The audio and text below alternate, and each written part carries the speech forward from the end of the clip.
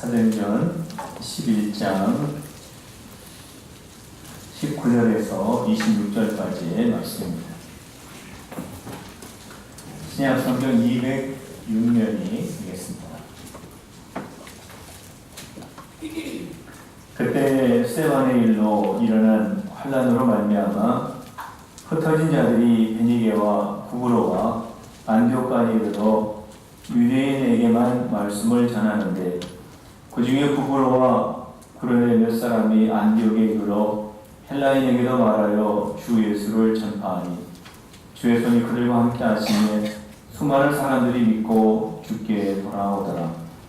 예루살렘 교회가 이 사람들의 소문을 듣고 바나바를 안디옥까지 보내니 그가 이르러 하나님의 은혜를 보고 기뻐하여 모든 사람에게 굳건한 마음으로 주와 함께 머물러 있으라 권하니 바나바는 착한 사람이요 성령과 믿음이 충만한 사람이라.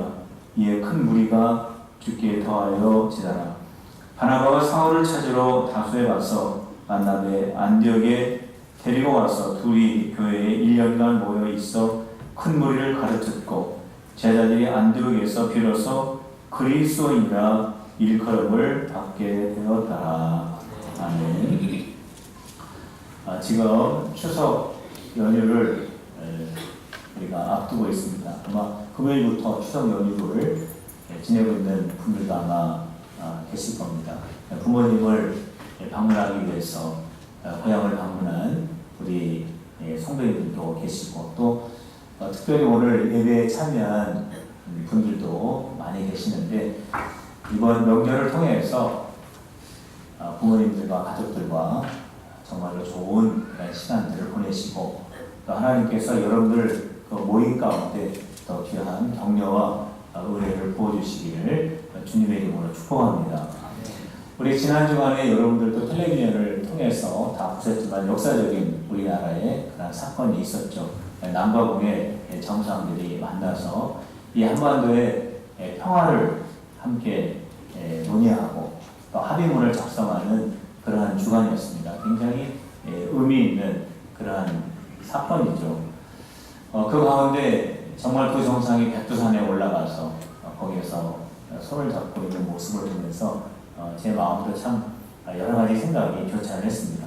아마 그런 모습들을 보면서 우리 모든 국민들이 아마 그런 마음을 가졌을 거예요. 정말 우리나라에 전쟁이 없었으면 좋겠다. 위험한 무기들이 없었으면 좋겠다. 그리고 우리가 지금 듣고 보는 대로 그대로 우리나라의 남과 북에 그렇게 이루어졌으면 좋겠다 하는 그런 마음을 아마 다 가졌을 것입니다. 그런데 이러한 모습을 우리 하나님을 믿는 그리스도인들이 바라보면서 우리 그리스도인들의 마음속에 꼭 기도해야 될 것이 있습니다.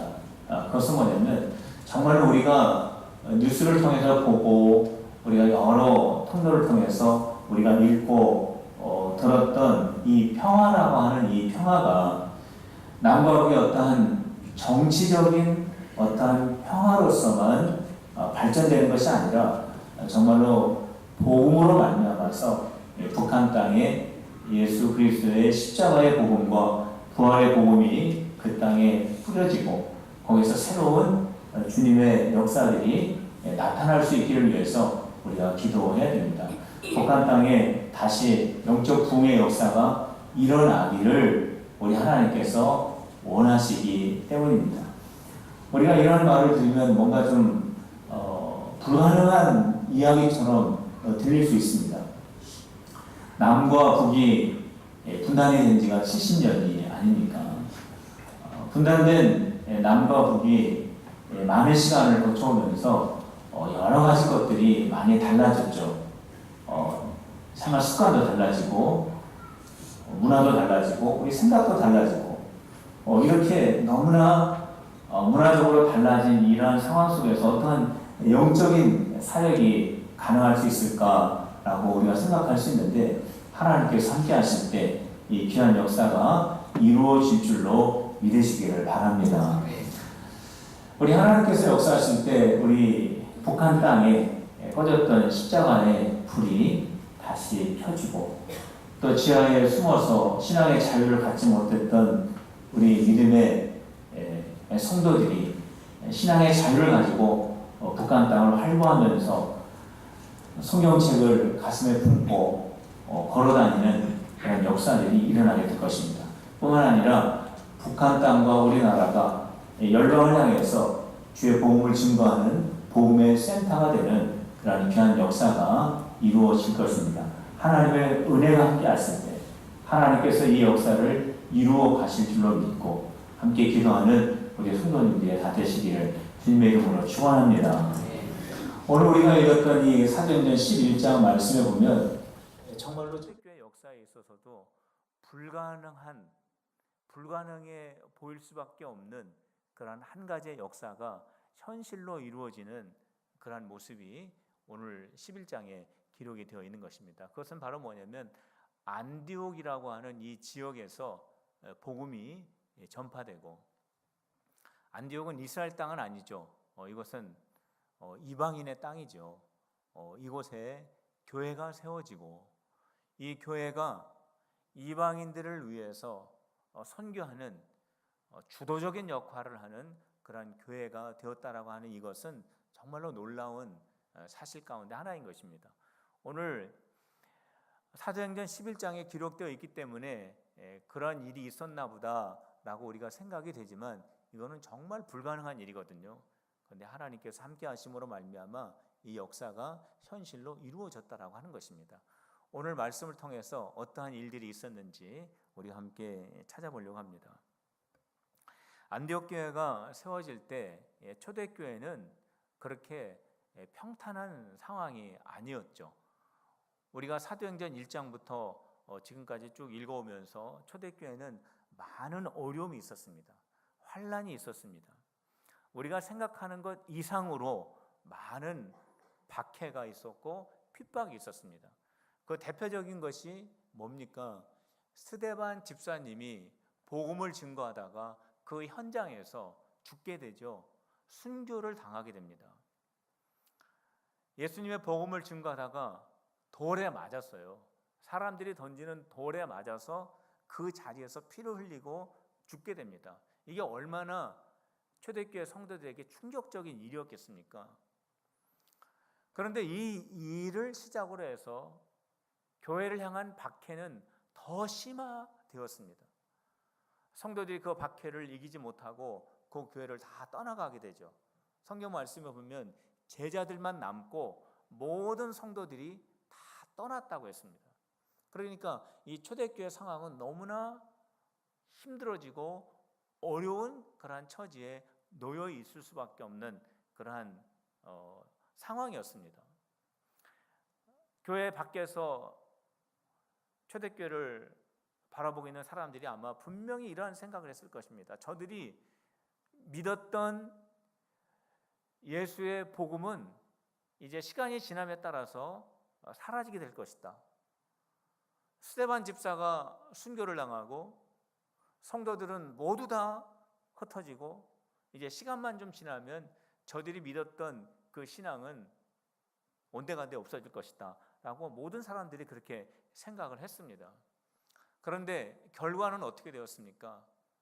복음이 사라진 것이 아니라 복음의 역사는 더 왕성하게 펼쳐지게 되었다라고 그렇게 기록을 하고 있죠. 그 이유가 무엇입니까? 교회에서 핍박을 받고 흩어진 이 성도들이 이방 지역으로 흩어지게 되죠. 이방 지역으로 흩어진 이 성도들이 그 흩어진 지역에서 전도를 한 것입니다. 복음을 증거한 것입니다. 이 성도들이 베니게라든지 구브로라든지 안디옥이라고 하는 이 지역에 이방 지역으로 흩어지면서 이들이 이 가운데에서 전도를 합니다. 복음을 증거합니다. 복음을 증거하면서 예루살렘 안에만 머물러 있었던 이 복음의 역사가 예루살렘을 넘어서 이방 지역 그 속에 들어가서 이 복음이 확장되어지는 그러한 일들이 초대교회 역사에 나타나게 되었다라고 하는 거죠. 너희는 모든 민족에게 가서 아버지와 아들과 성령의 이름으로 세례를 베풀라라고 하신 그 예수님의 그 말씀이 정말로 초대교회의 역사에 있어서 실천되어지는 그런 아주 중요한 계기가 되었다라고 하는 것입니다. 교회 상황은 굉장히 안 좋았습니다. 초대교회 상황은 너무나 안 좋았어요. 그런데 이 복음의 사역이 줄어들 거라고 생각을 했는데 복음의 역사가 더 왕성하게 된 것을 보면 우리가 여기서 우리가 중요하게 깨달아야 될 것이 한 가지 있습니다. 그것은 뭐냐면 하나님께서는 좋은 상황 속에서도 역사하시지만 안 좋은 상황 속에서도 역사하신다라고 하는 거예요. 하나님께서는 상황에 따라서 역사하시는 분이 아니라 상황과 관계없이 역사하시는 분이 우리 하나님이시다라고 하는 것을 우리가 여기에서 발견할 수 있습니다. 성도 여러분, 하나님은 환경 안에 매이시는 분이 아니십니다. 하나님은 이 환경을 뛰어넘으셔서 이 환경을 통하여 하나님의 뜻을 이루어 가시는 분이 하나님이시다라고 하는 거죠. 올여름 얼마나 더웠습니까? 정말 더웠죠. 그리고 군산 경제는 우리가 다 아는 것처럼 정말로 어려운 그러한 상황 속에 지금도 지속이 되고 있습니다. 아마 지금 이 시간에도 추석 명절을 통해서 이 자리에 계시지만 마음속 한편에는 여러 가지 어려운 문제, 해결되지 않은 그런 문제들 때문에 마음속에 무거움을 가지고 계신 분들이 아마 여기 계실 거예요. 그러나 성도 여러분, 낙심하지 마시기를 주님의 이름으로 축복합니다. 오늘 초대교회 상황을 한번 보시길 바랍니다. 초대교회 상황은 정말 안 좋았습니다. 정말 상황은 안 좋았지만 그럼에도 불구하고 하나님께서는 이 복음의 역사를 더 풍성하게 만들어 가시지 않습니까? 저와 여러분들의 상황이 안 좋다고 할지라도 우리가 낙심하지 말아야 될 이유가 바로 여기 있는 것입니다. 왜냐하면 힘들고 어려운 상황을 통하여서라도 하나님께서는 더 좋은 은혜를 여러분들에게 부어주시는 하나님의 능력이 있기 때문에 그렇습니다. 성도 여러분, 하나님께서는 여러분들 상황 속에서 지켜주시고 여러분들을 선한 길로 인도해 주시는 분이라고 하는 것을 믿고 하나님을 소망하는 오늘 이 자리가 되시기를 주님의 이름으로 축복합니다. 우리가 안 좋은 상황만 보지 마시고 그 속에서 역사하시는 하나님을 바라보는 우리 필그림의 성도들 모두가 다 되시기를 주님의 이름으로 축원합니다. 베니게와 구브로 그리고 안디옥에 흩어졌던 그런 성도들이 이제 열심히 복음을 증거합니다. 그들이 핍박이 있고 여러 가지 어려운 문제들이 다 사라진 것은 아닙니다만은 그들이 복음을 열심히 전하죠. 근데 그들이 복음을 전하는 주님의 귀한 그 사역을 하였지만 그 복음 전도하는 그 사역 속에 아무런 문제가 없었던 것은 아닙니다. 또 문제가 있었습니다. 초대교회가 핍박을 받는 것이 외적인 문제라면 복음 증거하는 초대교회 성도들 속에는 내적인 문제가 있었습니다. 박해와 핍박 속에서 주님의 일을 하는 초대교회 성도들 속에도 문제가 있었다라고 하는 거예요. 어떤 문제가 있었느냐 하면 자기 중심적인 것에 사로잡혀 있었다라고 하는 문제입니다. 초대교회 성도들이 복음을 증거하기는 증거하는데 이 초대교회 성도들이 자기 생각에 사로잡혀 있습니다. 자기 중심적인 것에 붙잡혀 있습니다. 그 마음이 좀 더 넓어져야 되고 초대교회 성도들의 생각이 더 넓어져야 되는데 그렇지 못한 문제가 바로 초대교회 성도들이 가지고 있었던 내적인 문제였다라고 하는 거죠. 초대교회 성도들이 핍박을 받아서 베니게와 구브로와 안디옥까지 쭉 흩어져서 이방 지역에서 그들이 살게 됩니다. 그들이 이방 지역에서 살고 있으면서 그들이 복음을 증거할 때 그들이 누구에게 복음을 증거했느냐 하면은 유대인들에게만 복음을 증거했습니다. 그들이 이방인들에게는 복음을 증거하지 않고 유대인들에게만 복음을 증거했습니다. 19절 말씀을 우리 같이 읽어보도록 하겠습니다. 19절 말씀입니다. 같이 읽읍시다. 시작. 그때 세반의 일로 일어난 환란으로 말미암아 흩어진 자들이 베니게와 구브로와 안디옥까지 이르러 유대인에게만 말씀을 전하는데 그들이 이방 땅에 살고 있습니다. 그들이 박해를 피해서 지금 구브로와 베니게와 안디옥까지 지금 쫓겨와서 그들이 정착하고 있어요. 그런데 그들이 복음을 증거할 때 그들이 살고 있는 이방 땅에 있는 그 사람들에게는 복음을 증거하지 않고 유대인들에게만 복음을 증거했다라고 하는 거예요. 그 유대인들은 이스라엘 역사에 있어서 포로 기간 동안에 피신했던 디아스포라라고 하죠. 그들이 이미 1세, 2세, 3세를 거쳐서 살고 있었는데 그 이주민 생활을 하고 있었던 유대인 자녀들에게만 복음을 전했다라고 하는 것입니다.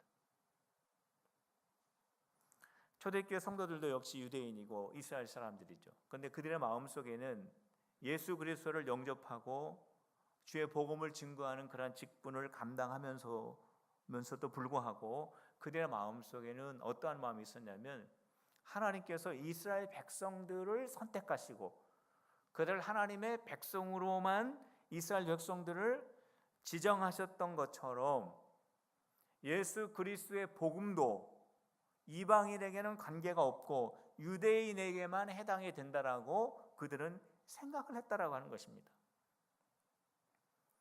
구약시대 때 하나님께서 많은 민족들 가운데서 이스라엘을 먼저 선택해 주시고 그들을 선민이라고 말씀해 주셨던 것처럼 예수 그리스도의 이 복음도 이방인들에게는 관계가 없고 유대인들에게만 해당이 된다라고 생각을 했다라고 하는 거예요. 근데 복음은 그렇지 않지 않습니까? 복음은 열려 있잖아요. 모든 사람들에게 열려 있지 않습니까? 가난한 자나 부유한 자나 병든 자나 건강한 자나 누구에게든지 열려 있는 것이 복음 아닙니까? 그게 복음의 정신 아닙니까? 그게 예수님의 가르침이죠. 그래서 예수님께서 분명하게 말씀하신 것을 우리가 기억하고 있습니다. 수고하고 무거운 짐진 자들아 다 내게로 오라 말씀하셨어요. 수고하고 무거운 짐을 진 유대인들아 이렇게 말씀하시지 않고 다 무거운 짐을 가지고 있는 사람이라면 어떠한 짐을 가지고 있는 인생의 무거운 짐을 가지고 있는 사람이라면 모두가 다 오라고 예수님 말씀하셨습니다. 또 예수님께서 이런 말씀하셨습니다. 예수께서 서서 외쳐 이르시되 누구든지 목마르거든 내게 와서 마셔라 말씀하셨어요. 성도 여러분, 이게 바로 복음에는 차별이 없다라고 하는 것을 예수님께서 우리에게 가르쳐 주신 것입니다. 그런데 초대교회 성도들은 차별을 했어요. 이 복음은 이방인들에게는 안 돼, 유대인들에게만, 우리의 종족에게만, 우리 나라 백성에게만 전해야 된다라고 하는 좁은 생각을 가졌습니다. 이러한 구별된 생각을 가졌습니다. 이렇게 차별하는 가치관을 가지고 있었다라고 하는 거예요. 성도 여러분, 우리가 신앙생활 한다고 해서 저에게 이런 말씀하시는 분들이 있어요. 목사님, 저는 세상 친구 다 끊었습니다. 이런 말씀하시는 분들이 있어요. 여기에서 성경에서 우리가 세상과 단절한다라고 하는 것은 뭐냐면 우리가 세상을 따라가지 않는다라고 하는 것입니다. 이제까지 우상을 섬기고 세상의 가치관을 우리가 가지고 살았다면 그것과 단절하는 것이지 우리가 세상 친구들과 완전히 단절한다라고 하는 것은 아니에요.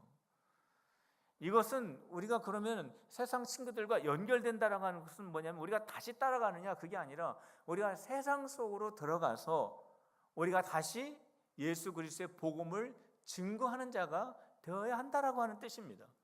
저와 여러분들이 예수님을 믿었습니다. 예수님 믿는 사람들끼리만 교제한다면 이게 자기중심적인 신앙인 거예요.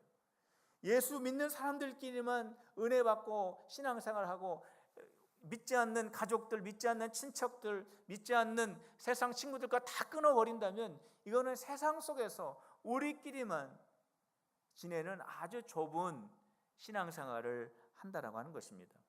교회 안에서도 이러한 일이 얼마든지 일어날 수 있습니다.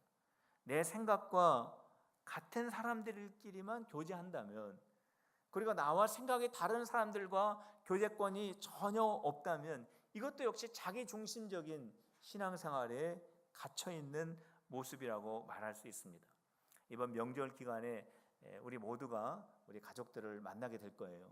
그때 여러분들의 마음이 더 넓어지시기를 주님의 이름으로 축복합니다.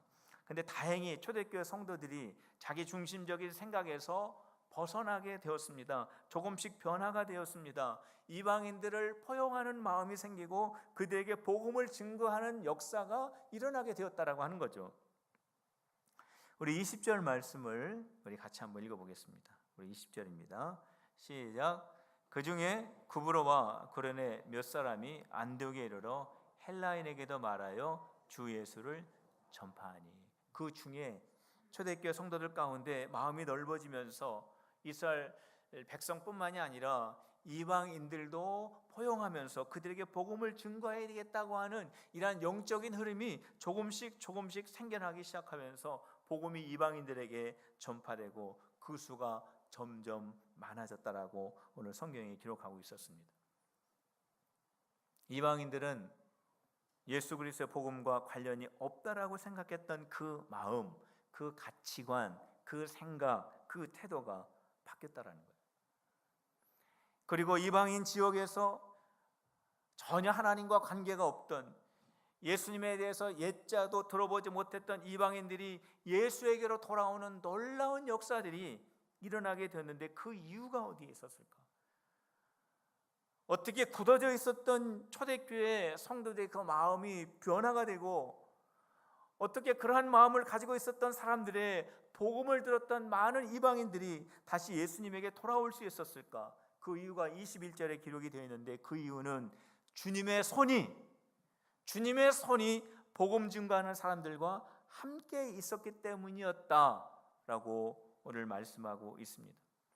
초대교회 성도들의 마음의 문을 넓혀주시고, 초대교회 성도들의 마음을 만져주시고, 이방인들의 마음을 만져주시고, 이방인들이 예수에게로 다시 돌아올 수 있도록 하였던 결정적인 이유는 뭐냐면 주님의 손이 함께 있었다라고 하는 것입니다. 초대교회는 상황이 어려웠습니다. 유대인들과 이방인 사이에 갈등도 있었습니다.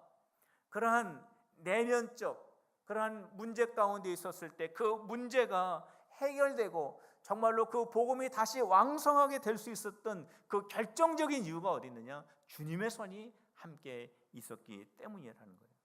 성도 여러분, 오늘 이 시간 여러분들 각자 위에 주님의 손이 함께 하시기를 주님의 이름으로 축복합니다.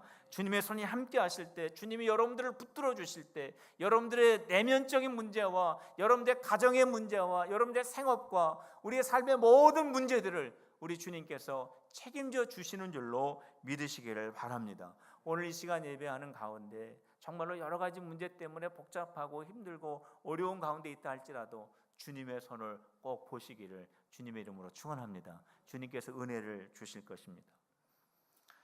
안디옥 지역에서 이방인들이 예수님을 영접했다라고 하는 이 소식이 예루살렘에 이제 소문이 퍼지게 됩니다. 거기까지.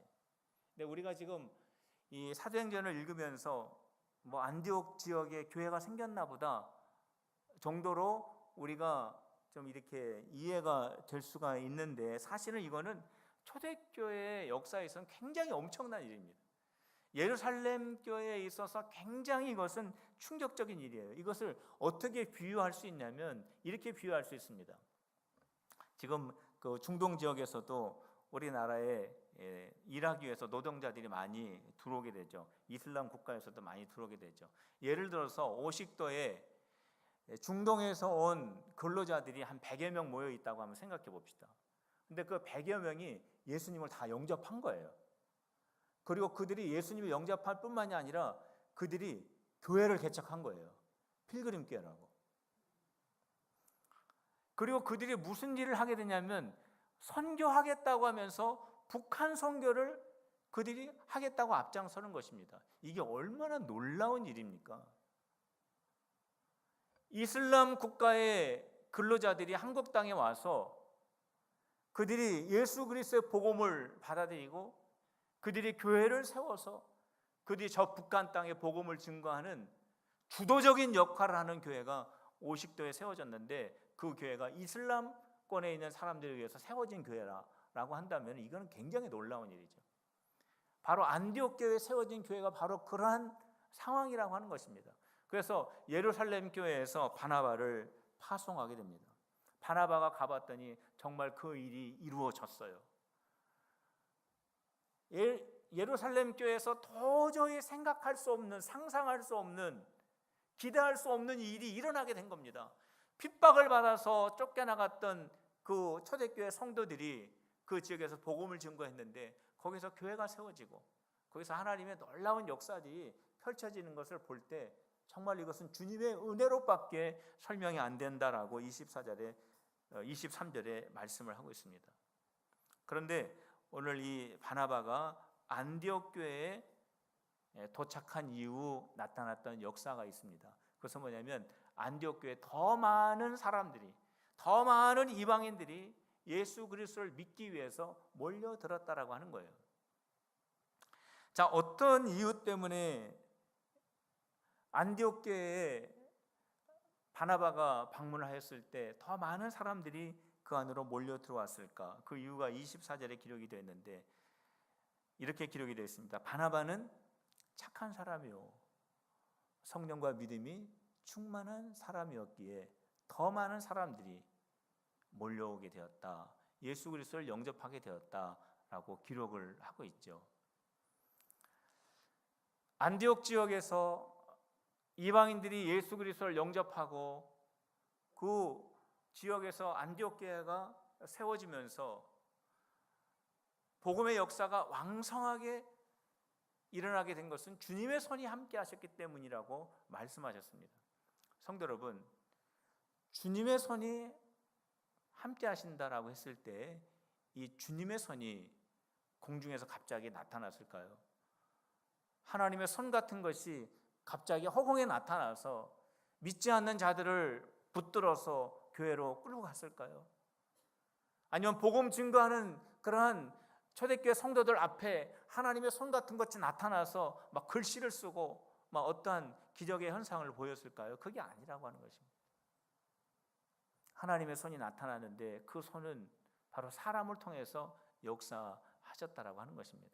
그 사람이 바로 누구냐면 바나바입니다. 하나님의 능력의 역사들이 나타나게 되는데 그 능력의 역사가 어떻게 나타나느냐? 사람을 통해서 나타나는데 그 사람이 바로 바나바라는 거예요.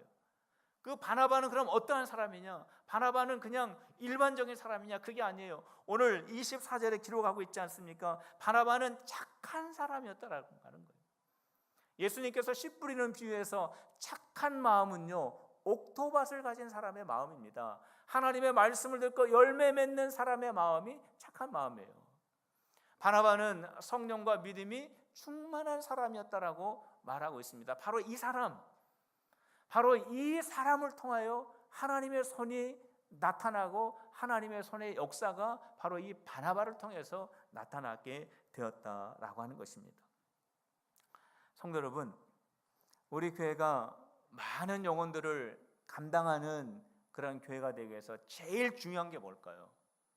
우리 교회가 정말로 주님의 지상 최대 명령을 감당하기 위해서 이 마지막 시대 때 우리가 갖추어야 할 최고 중요한 게 뭘까요?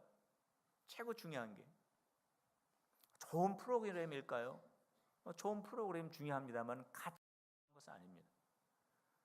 좋은 시스템일까요?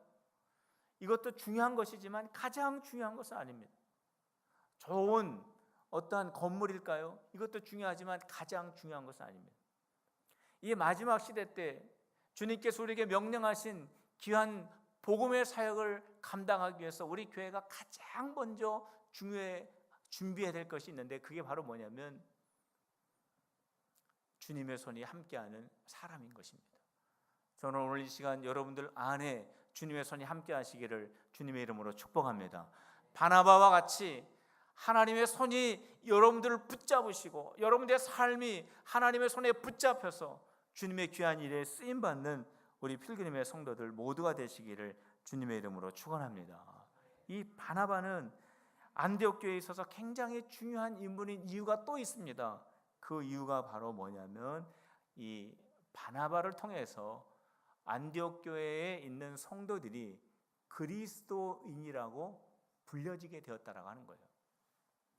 안디옥 교회에 소속되어 있는 사람들, 안디옥을 중심으로 해서 초대교회 성도들이 뭔가를 가르치는데 그 가르침을 따르는 사람들, 필그림 교회라고 하는 것이 미장도에 있는데 이 필그림 교회 다니는 사람들 이렇게 불려진 것이 아니라 그리스도인으로 불려졌다라고 하는 것입니다. 이 그리스도인이라고 하는 이 의미는 그 당시에 핍박이 있었기 때문에 뭐 부정적인 의미로도 쓰일 수 있지만 분명한 것은 뭐냐면 그들은 예수님을 닮은 사람들이라는 거예요. 그들은 예수님의 말씀을 경청하는 사람들이라는 거예요. 그들은 예수님을 배우는 사람들이고 그들은 예수님을 닮기 위해서 노력하는 사람들이고 그 사람들을 만나면 마치 예수님을 만난 것 같은 그런 경험을 주는 사람이라는 뜻이 바로 그리스도인입니다. 시간이 지난다고 해서 저절로 그 이름이 얻어진 것이 아닙니다. 바나바는 사울을 다소에서 초청해서 1년 동안 그들에게 말씀을 가르쳤다고 했습니다. 성도 여러분, 하나님의 말씀을 그들이 배우고 하나님의 말씀을 통해서 그들이 예수님을 경험하고 예수님이 어떠한 분인지를 그들이 깨달으면서 예수님의 인격을 닮아가고 예수님의 삶을 닮아가는 그리스도인이 되었다라고 하는 것입니다. 저는 우리 필그림교회 성도들이 필그림교회 교인, 필그림교회 다니는 사람들, 필그림교회 직분자 이렇게 불려지는 것이 아니라 필그림교회 그리스도인으로 불려지시기를 주님의 이름으로 축원합니다. 우리 필그림교회 성도들은 예수님을 닮을 사람들, 예수님의 인격을 담기 위해서 노력하는 사람들, 예수님의 말씀을 배우는 사람들. 성도 여러분, 그렇기 때문에 말씀을 배워야 됩니다. 하나님의 말씀은 끝이 없습니다.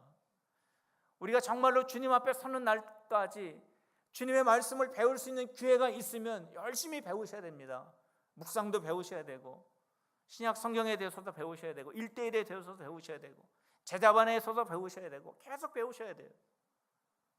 이러한 배움을 통하여 우리가 예수님을 닮아가는 그리스도인이 될 수 있는 것입니다.